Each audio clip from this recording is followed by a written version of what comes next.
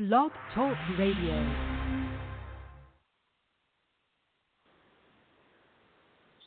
What's going on, everybody? Man, it's your favorite day of the week. You already know it's Monday. It's going down always, all day, all day, all day. And we always have the dopest show on the planet. Now, I definitely got to let you know that we love every last one of you guys. And everybody that's been showing us love, we always want to give you a big hug and show your love back. Kendra, what's up, baby? Happy Monday, Twright. How are you? You know, man. I'm doing good, man. You know, it's a beautiful day. It's raining where we are. Hope it's not raining where you are. But it is raining where we are and everything. Mm-hmm. But that's okay because we're going to be the sunshine because that's what we do. We make people smile. So even though it's raining and gloomy outside here in South Carolina, we hope you guys are having a marvelous Monday and are pressing on and getting things done because we got to, because bills got to be paid. So keep it moving because that's what we do here. Yes. I mean, you know, one of the biggest things about it for me is I definitely got to say this, man. You know, first of all, congratulations. I got to say this. All you Cowboy fans out there, I'm going to let y'all have y'all moment. I'm gonna let y'all have y'all moment. Yeah, they did their thing. They gave us they did their thing. I'm gonna let them have their moment, and then also your Ravens won this past weekend. Of course they did because because what else did you think would happen? Oh yeah, guys, and then our buddy, your friend, Tom Brady. I'm gonna be honest, right? Can I be honest? The game, I expected Tom Brady to go in and play like he had a chip on his shoulder and score 100 points. Like, to me, that would have been the game that I wanted to see. It was far too close for my pretend high blood pressure, okay? But it was a good game. I'm glad Belichick lost. He got it done. They got it done. But you can definitely tell if there's one person that has Tom Brady's number, it's Bill Belichick. And he showed that last night. Even though Tom Brady came out and won, barely. But even though they pulled it out, you could tell that Belichick had his number and had him shook because he knows Tom Brady and how Tom Brady thinks. He taught him how to think that way. So it was like Mr. Miyagi against the student is what it was. And luckily the student won this time. I'm glad that he did. I felt like they shorted him when he killed the record. Like, I thought he was going to at least get some fireworks or something. Like, I was like, that's it. That they did him wrong. I mean, you know, the crazy thing about it is, to be honest, with Tom,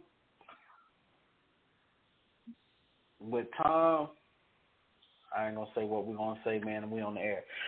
With Tom, Tom Brady is gonna play until he's 65, and he's able to get Social Security. Okay, I'm just letting y'all know. You heard it here first. Tom don't do that. Tom Brady is gonna he's gonna go from the NFL to the Social Security office because he's not stopping. Tom don't do that. He's not stopping anytime soon. Like he's not. I mean. And the thing about it is, it's one thing to be older and to be playing past your prime, but Tom Brady has showed us that he is still in his prime, unlike the Steelers and Big Ben, you know. Oh, that was a little shady. But it's okay. It's all right. It was. It's all right. Ben needs to retire tomorrow, today. He needs to retire. It's Ben. And you know I'm no Steelers fan because I'm a Raven. Like, but dang, Ben, like, bruh, your arthritis is set in or something. Like, he's just not doing. He's not giving us at least. Like, I had to make sure all of my Steelers friends were like still alive because normally them little pals be all over Facebook and stuff. I'm like, do y'all still exist? Where y'all at? Y'all been mighty quiet because they've been losing. It's not looking good for them. It's not. It's really not, and it's okay. But yeah, it was a great. I felt like we got. okay Sunday of football. Like, you know, it wasn't as good as week 1, but it was, you know, we had some great games. And, you know, as a football person, I was on the couch here for it all. I mean, you know, you have to do what you can. You know, it's always about making sure that you can, you know, get everybody on the right direction. Hey, guys, well, we got a hot track. I got to drop this track on you guys real quick. It actually comes from a really good artist that has a good friend of us on the show. They're called Relentless. We're going to drop this track real quick. And when we do, we got a special guest that's going to be blessing y'all as well today. Man, you're tuning into the hottest show that's known to man right here on the hottest station from the Media Network land. We love every last one of you guys right here beyond the airwaves with your boy Twright. KP, Miss Kendra, the Queen. Yes. Y'all enjoy the track. We'll be right back. Yeah.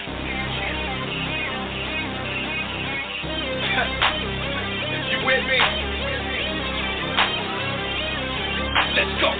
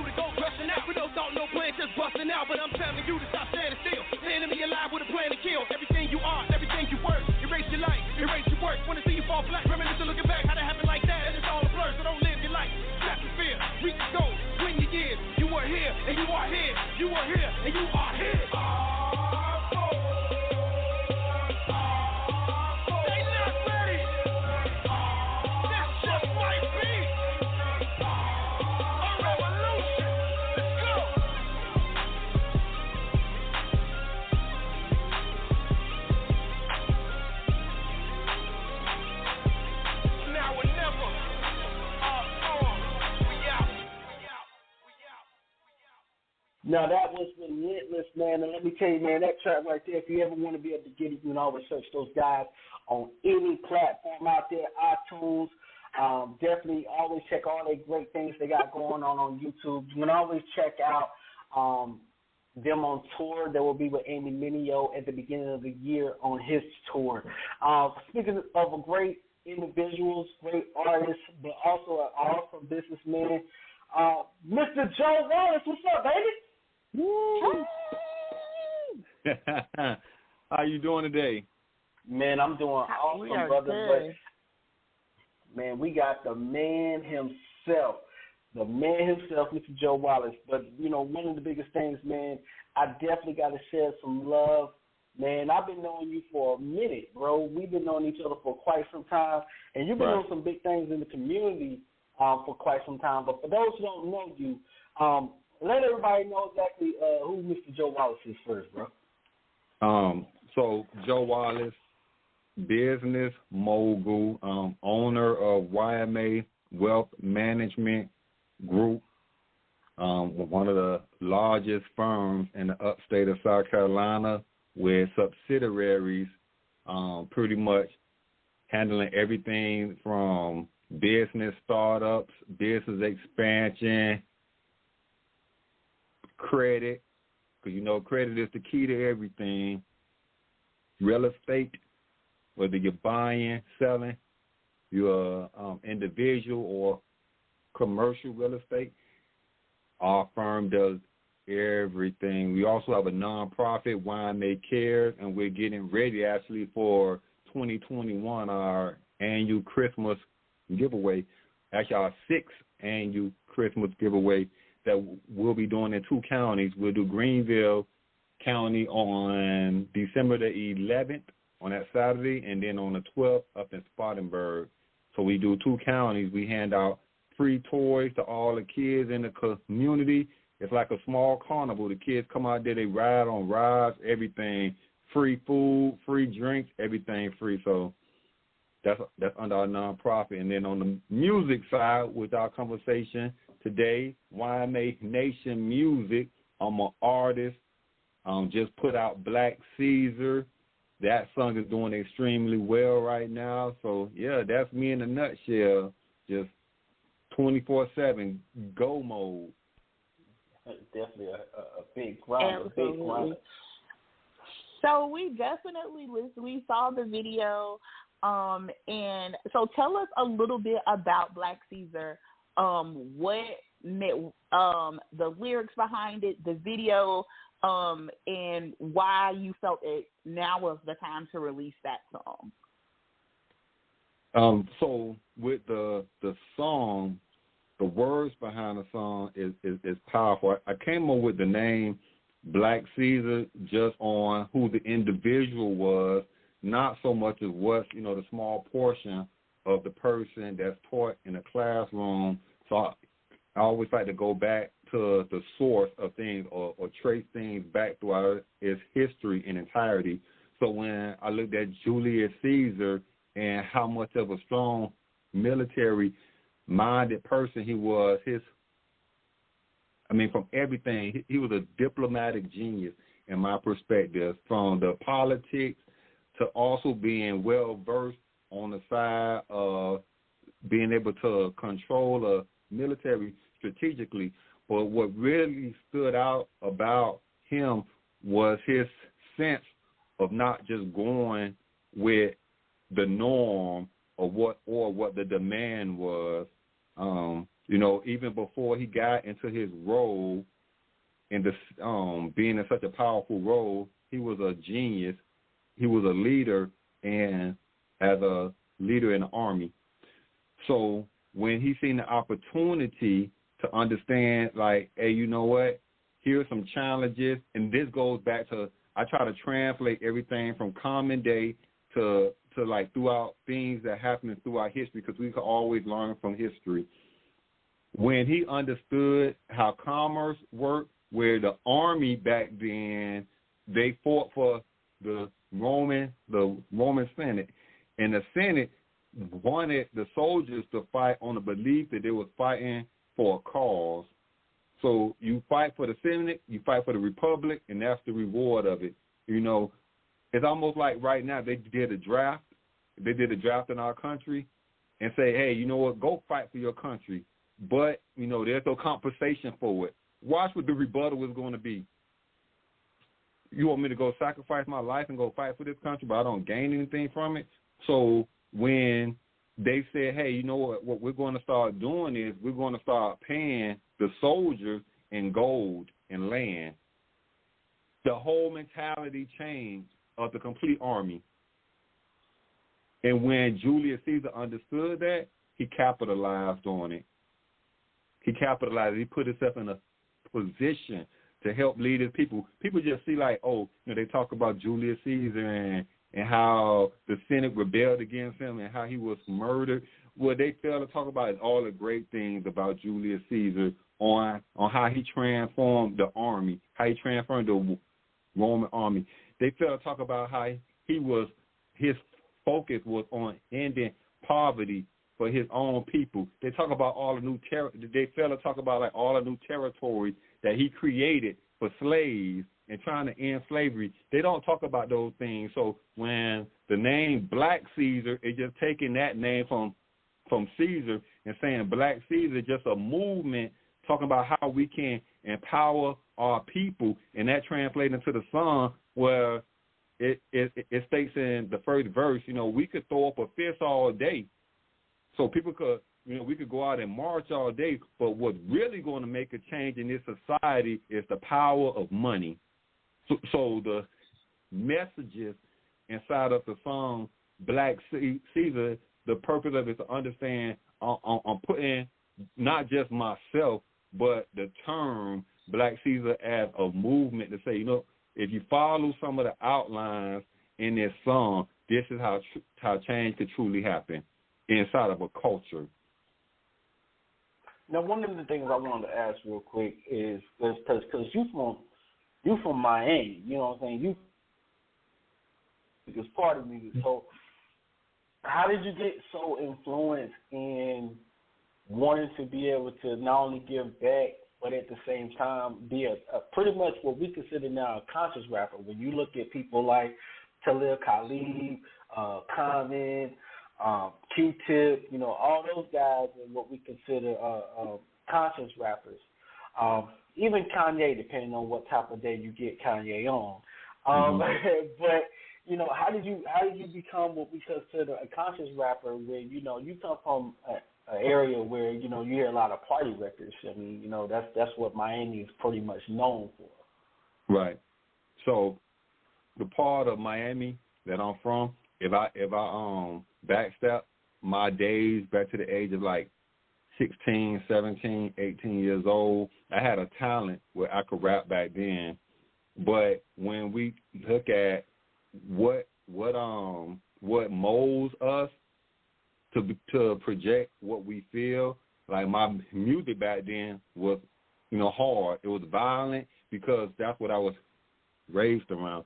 So when people ask me, inspires me to put out the type of music that I put out, like I put out what I'm experiencing.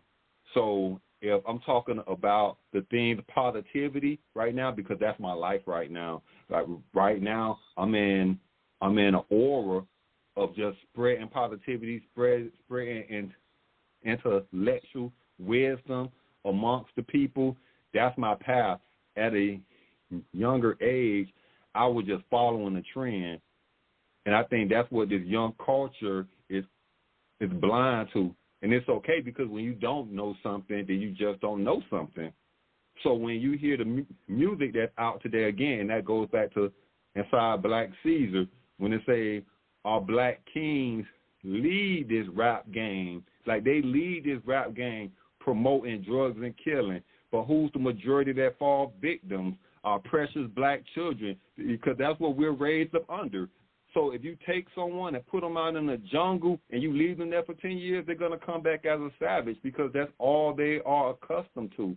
But if you enlighten someone with positivity and you show a young person, if I take my kids right now, when I took my kids to Miami, like that was like an eye-opener for them to see what projects look like. Like, look, this is where I grew up at. And they're like, wow. And they see, like, wow, like these, like, old buildings and people still outside, and there's police going up and down the road at 12 o'clock in the morning. Like, this is not – so when you take someone and you bring them from a certain type of environment and they're exposed to that environment, that's what they're going to be used to. That's why it's important now for the parents now and for the young generation that's coming up, these teenagers, that they start to make that shift now, because that's what's going to translate into our future 50 years from now and 70 years from now. 50 and 70 years, those kids are going to be a clear reflection of what we're doing right now. So we have to make that change now, and that's through education. That's through education, and that's through financial force. That's one of the things I actually can honestly say, Joe, man, that I really appreciate about you. I remember, I think I said the very first time we met, because the very first time we met at one of you guys' toy drops that you spoke about earlier. But I remember the next time we met, that's what I've always heard that you actually spoke upon, was always making sure that it wasn't always just say, okay, let me teach financial literacy because that's what you do, but you wanted to educate everybody.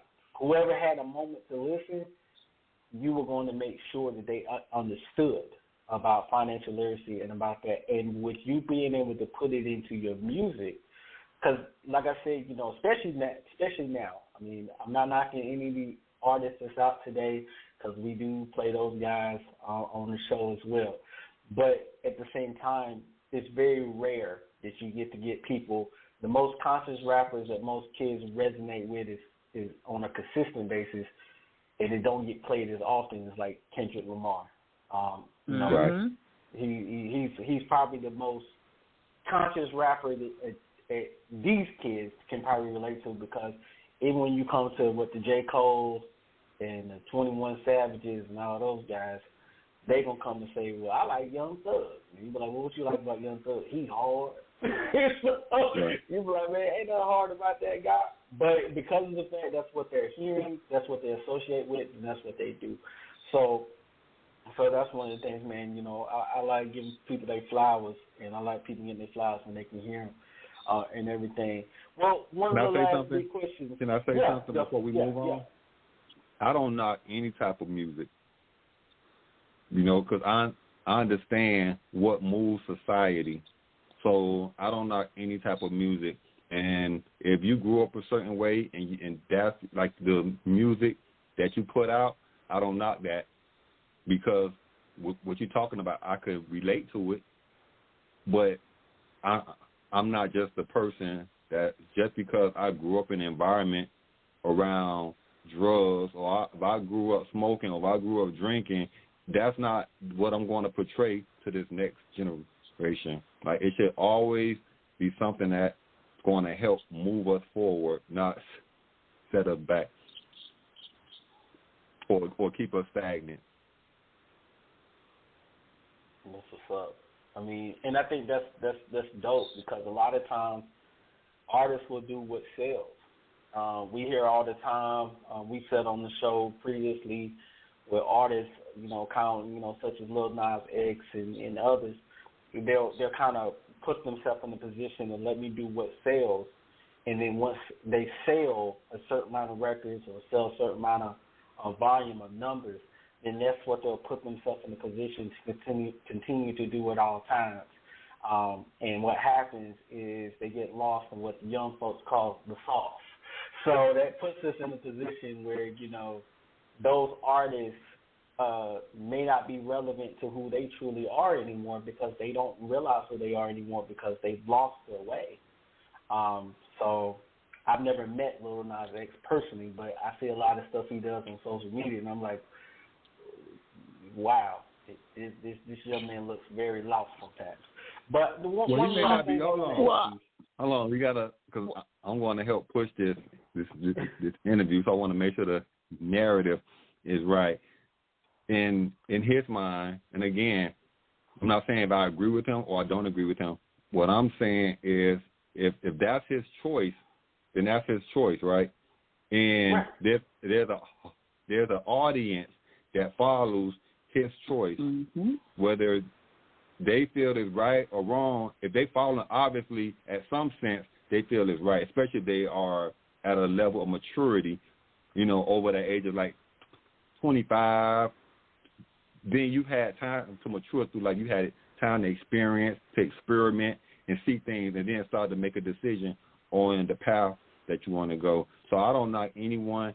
If someone is doing something just to sell a CD, then that's their prerogative, and if that's the direction that they want to go. What I don't agree with is someone if they contradicting their beliefs.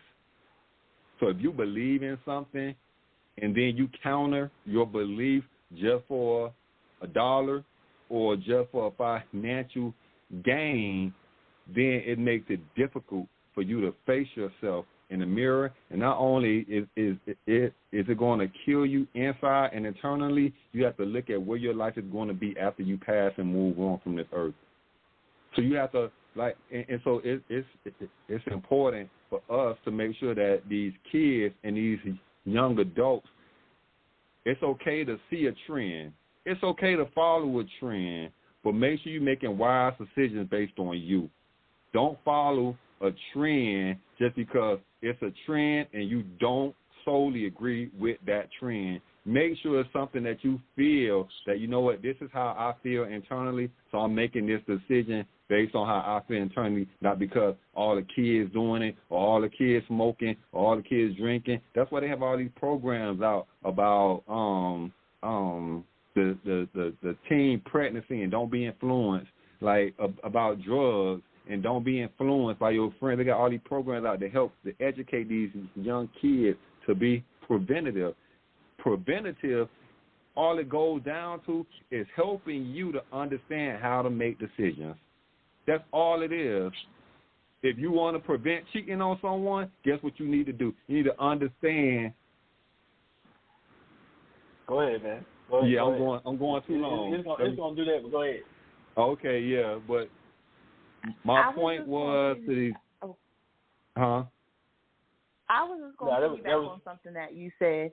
One of the things that you said that stuck out to me and was so prolific was you said, I used to rap, and what I rapped about then is not who I am now. So you have given yourself the space to evolve.